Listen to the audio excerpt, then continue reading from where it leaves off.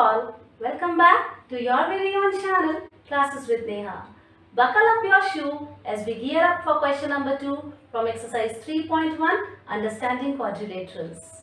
Let's proceed. Question number 2 says, how many diagonals does each of the following have? A convex quadrilateral, a regular hexagon and a triangle. Accordingly, I have drawn the figures for the three of them and we'll find out the number of diagonals. Coming on to the first, a convex quadrilateral. मैंने आपको introduction slide में बताया था कि convex quadrilateral कौन सा होता है जिसमें सारे के सारे डायगोनल्स इंटीरियर में होते हैं. ठीक है. Now A B C D is a quadrilateral which I have made. अब कॉन्वेक्स क्वाड्रिलेटरल में कितने डायगोनल्स होंगे? What is a diagonal? It is a line segment which connects to non consecutive vertices of a polygon. याद है ना? अब अगर मैं ए से शुरू करूं, ए के बाद बी जो है वो कॉन्सेक्यूटिव है, तो बी को छोड़ के अगर मैं ए और सी को ज्वाइन करूं, this would be one of the diagonal. Again अगर मैं बी वर्टेक्स को लूं, बी के बाद सी कॉन्टिन्यूअस है, लगातार है, तो बी के बाद अगर मैं सी स्किप करूं और बी से डी को ज्वाइन करूं, तो ये सेकंड डायगोनल हो जाएगा इस फिगर के लिए. ठीक है. तो कॉन्वेक्स क्वाड्रिलेटरल में कितने डायगोनल्स होंगे? 2 diagonals. What is the name of the diagonal? One diagonal is AC and the other diagonal is BD. You just have to remember one thing कि जब भी हम vertices join कर रहे हैं पॉलीगन के, वो हमेशा नॉन कॉन्सिक्यूटिव होनी चाहिए. यहाँ पे A और C भी नॉन कॉन्सिक्यूटिव है और B और D भी नॉन कॉन्सिक्यूटिव है. Alright. Coming on to the second figure, a regular hexagon. Now we all know what is hexagon. Hexagon एक ऐसा पॉलीगन होता है जिसके 6 vertices होते हैं. A, B, C, D, E, F और 6 साइड्स होती हैं. A, B, B, C, C, D, D, E, E, F and A, F. ठीक है. अब रेगुलर हेक्सागन क्या होता है? A regular hexagon is a hexagon which is equilateral as well as equiangular. Equilateral मतलब उसकी सारी साइड्स क्या होंगी? इक्वल. और equiangular का मतलब जितने भी एंगल्स हैं इसके 6 के 6 एंगल्स आपस में वो क्या होंगे? इक्वल होंगे. ठीक है. अब हमें इसमें भी क्या फाइंड आउट करना है? डायगोनल्स. तो हम सबसे पहले एक वर्टेक्स से शुरू करते हैं, starting with A.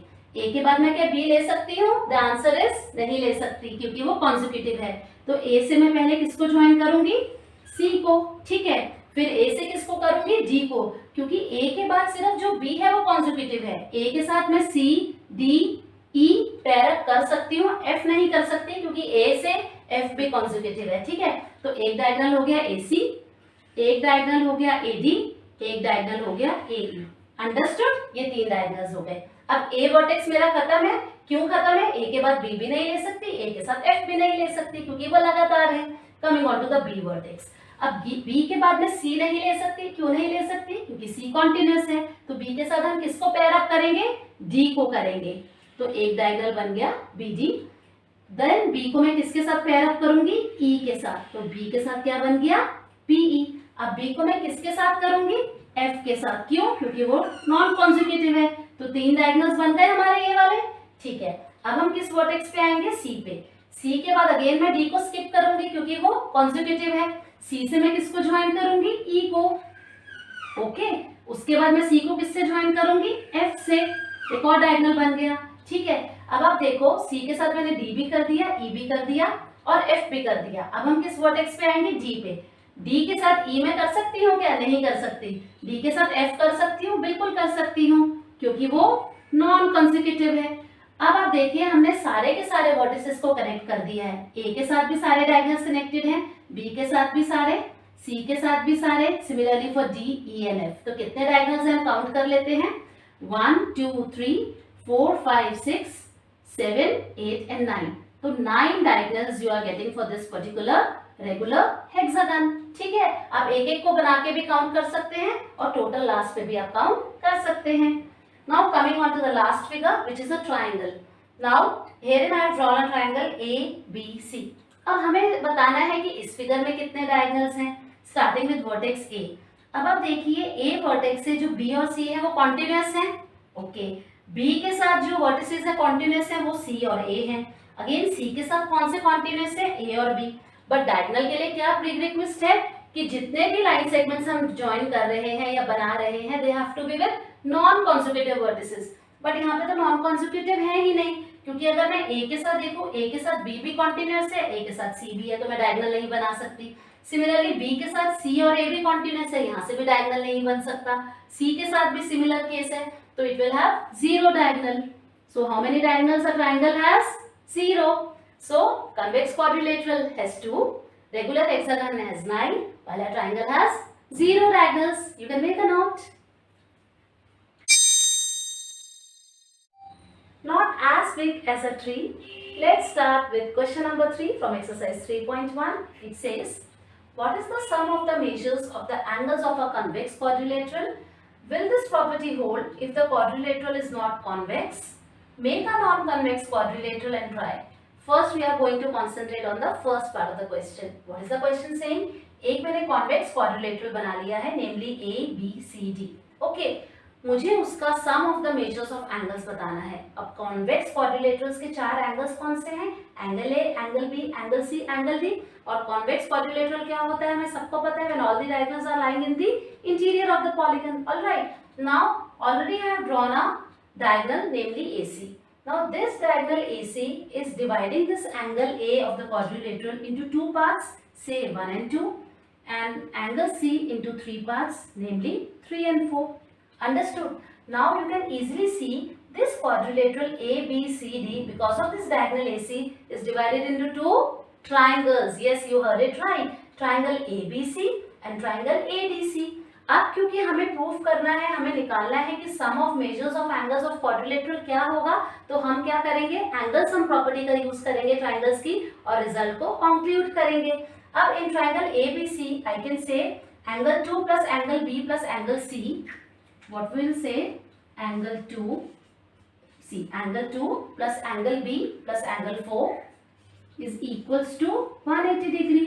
Why? Because of the angle sum property. I am writing the short form angle sum property, because the sum of measures of all the angles of a triangle is equals to 180 degree. So angle 2 plus angle B plus angle 4 is 180. Similarly in triangle ADC, angle 1 plus angle D plus angle 3 is also equals to 180 degree. Angle 1 plus angle D plus angle 3 is equals to 180 degree. This is also because of the angle sum property of the triangle. All right. Now I'll name this as 1 and this as 2. Now what will I do?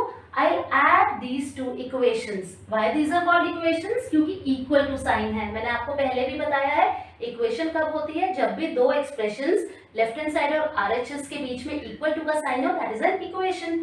Now adding 1 and 2. ये 1 है statement, ये 1 है equation, ये है second equation. हम कैसे add करते हैं, दोनों की LHS को पहले ऐड करते हैं equal to as it is, और फिर हम RHS को दैट इज 180 प्लस 180 करेंगे. ऑलराइट, तो इनको ऐड करके मुझे क्या मिलेगा, C angle 2 plus angle B plus angle 4 हमने एज इट इज लिख लिया. फिर अब हम ये लिखेंगे angle 1 plus angle D plus angle 3 equal to sign कहाँ जाएगा, एज इट इज रहेगा 180 प्लस 180, क्योंकि राइट हैंड साइड पे दोनों के क्या था 180 डिग्री. ठीक है. नाउ सी, अब एंगल 1 और एंगल 2 को अगर मैं कंबाइन करूं तो क्या आ जाएगा, एंगल A, क्योंकि एंगल A दो पार्ट्स में टूटा है ना, एंगल 1 और एंगल 2, तो मैं 1 और 2 की जगह क्या लिख दूंगी, एंगल A प्लस, अब एंगल B तो एज इट इज ही रहेगा, तो जो होते जा रहे हैं I am going to cancel it so that I don't get confused. Okay. Now 4 and 3 को मैं क्या कहूंगी, एंगल C, तो 4 and 3 को क्या कह देते हैं, एंगल C. D को तो हम एज इट इज लिख देंगे क्योंकि उसकी कोई फर्दर हमने नेमिंग नहीं करी. 180 प्लस 180 क्या होता है, 360 degree. Okay. Now what was the question, हमें सम ऑफ मेजर्स ऑफ एंगल्स निकालना था. सम ऑफ मेजर्स क्या है, angle A plus angle B plus angle C plus angle D, and we got it angle A plus angle B plus angle C plus angle D is equals to 360 degree. So the answer for the first part is 360 degree. Make a note of this. Coming on to the second part of the same question, it says, will this property hold if the quadrilateral is not convex? Make a non-convex quadrilateral and try. अभी हमने first part में करा कि convex quadrilateral के लिए sum of measures of the angles of a quadrilateral is equals to 360 degree. Now the second part is saying क्या वो same property, that is sum of angles of a quadrilateral अगर वो quadrilateral convex ना हो, मतलब concave हो, तो भी क्या वो प्रॉपर्टी होल्ड ट्रू करेगी कि सम ऑफ मेजर्स 360 डिग्री के होगा? वो हमें चेक करना है। आई have made a non convex quadrilateral over here, namely ABCD, और एक मैंने डायगोनल बना दिया है BD। ठीक है, अब आप देखिए यहाँ पे एंगल D जो है वो रिफ्लेक्स एंगल है, इसलिए ये कॉन्केव क्वाड्रिलेटरल है। अब जो BD डायगोनल बनाया है उससे क्या हो रहा है? Angle B is being divided into two parts, angle 1 and angle 2, and angle D is divided into two parts, namely angle 3 and angle 4. फिर से हम क्या करेंगे? दोनों ट्रायंगल्स कंसीडर करेंगे, we'll make use of angle sum property and conclude करेंगे अपना result. Now in triangle ABD, angle A plus angle 1 plus angle 3 is equals to 180 degree, and in triangle DBC, angle 4 plus angle 2 plus angle C is equals to 180 degree. Why? Because of the angle sum property of the triangle. Now what we have to do? We have to add both these two equations. अभी मैंने आपको add करना बताया कैसे करते हैं। Left hand side हम पहले लिख लेंगे दोनों की, और राइट हैंड साइड बाद में लिख लेंगे। So I am just going to write it as it is. Angle 4 plus angle 2 plus angle C is equals to 180 degree plus 180 degree. Okay, so we have added both the equations. Now you can easily see angle A तो as it is आएगा, मैंने उसको क्योंकि कुछ भी further उसको break नहीं करा हुआ। अब एंगल 1 और एंगल 2 को हमें देखना है, क्योंकि एंगल 1 और एंगल 2 को ही हमने एंगल B में ब्रेक करा हुआ है, तो 1 and 2 क्या हो जाएंगे? एंगल B, तो it is plus angle B। जो जो होता जा रहा है going to just cancel. Now उसके बाद क्या होगा? एंगल 3 प्लस एंगल 4 क्या बन जाएंगे? Angle D। तो 3 प्लस 4 मैंने ले लिए, साथ साथ उनको कैंसिल भी कर दिया। ठीक है, अब क्या बचा? Plus angle C। Angle C तो एज इट इज ही है, फर्दर हमने उसकी कोई नेमिंग नहीं करी। It is equals to 360 degree. 180 plus 180 क्या होता है? 360। और मैं A plus B plus D plus C लिखूं, या फिर angle A plus angle B plus angle C plus angle D लिखूं? Does it make a difference? No, it is same. So we can easily सी कि अगर मैं non convex quadrilateral भी ले रही थी, then also the sum of measures of all the four angles came out to be 360 degree. First case में भी 360 था और second case में भी 360 था. Now will this property hold if the quadrilateral is not convex? The answer is yes, it will. Why? Because the sum is coming out to be 360 degree. And what will be the answer for the first part? I already told you 360 degree. Okay. So the answer for first part is 360 degree, and for the second part it is yes. So you can make a note of this. Thanks for watching. Stay tuned for more videos. Do like, share and subscribe to my channel. Till then, keep smiling, be happy and take care.